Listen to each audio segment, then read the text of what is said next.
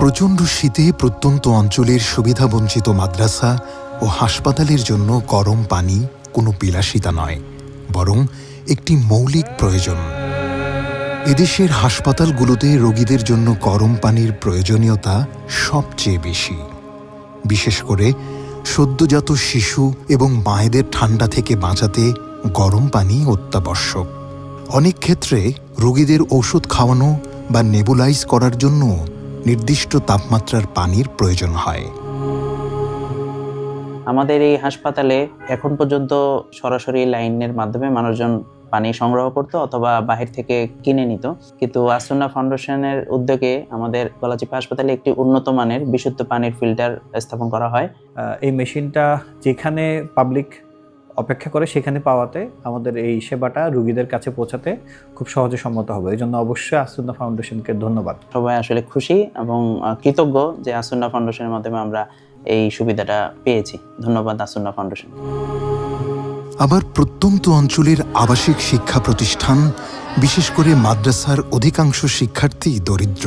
তীব্র শীতে পান করার জন্য উষ্ণ পানির ব্যবস্থা থাকলে তারা একদিকে যেমন ঠান্ডাজনিত রোগ থেকে বাঁচতে পারে, পাশাপাশি শারীরিকভাবেও স্বস্তি পায়। এটি তাদের উপস্থিতির হার বাড়াতেও বড় ভূমিকা রাখে। আর বিশুদ্ধ পানির অভাবে অনেকেই আক্রান্ত হয় নানান পানিবাহিত রোগে। এই বাস্তবতা বিবেচনায় রেখে এই শীতে 200টি বিশুদ্ধ ও গরম পানির ফিল্টার দিচ্ছে আসুন্নাহ ফাউন্ডেশন। আমাদের জ্বর হয়, সর্দি হয়, কাশি হয়, সেই জন্য আমাদেরকে ক্রিয়া দিয়েছেন।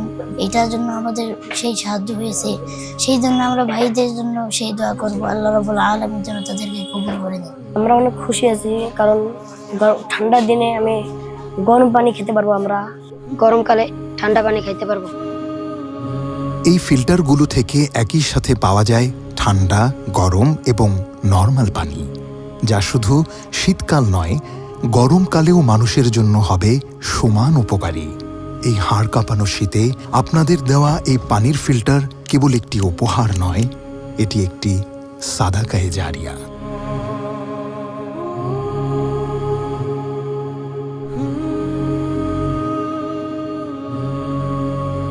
আসুন্নাহ ফাউন্ডেশন, উম্মার স্বার্থে, সুন্নাহর সাথে।